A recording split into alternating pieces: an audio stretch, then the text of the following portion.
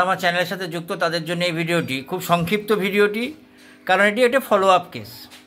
আমি তো খুব ভালো করে বলতেও পারি না বা সেইভাবে বোঝাতেও পারি না হয়তো।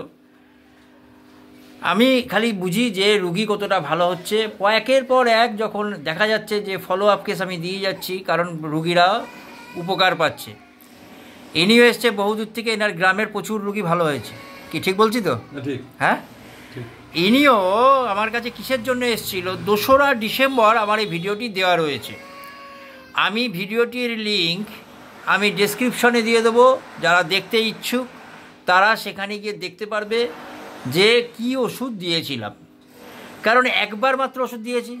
ওষুধ দিয়ে আমি কি বলেছিলাম? উপকৃত হবেন।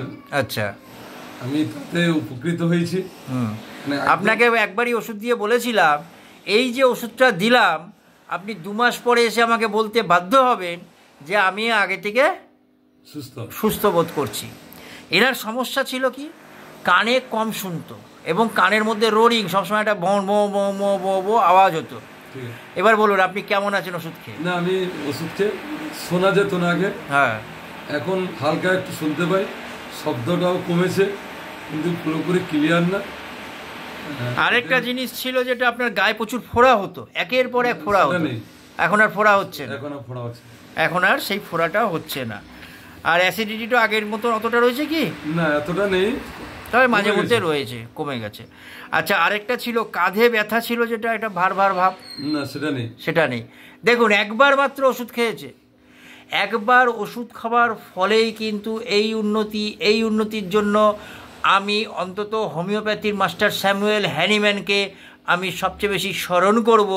কারণ উনি এই যে আমাদের হাতের সামনে তুলে দিয়ে গেছে যে একটা বিদ্যা, একটা চিকিৎসা ব্যবস্থা, যার মধ্যে দিয়ে মাত্র 1 ফোঁটার ওষুধে যে কী অ্যাকশান হতে পারে। সেদিনকে আমি ওনার কেস টেকিং করেছিলাম।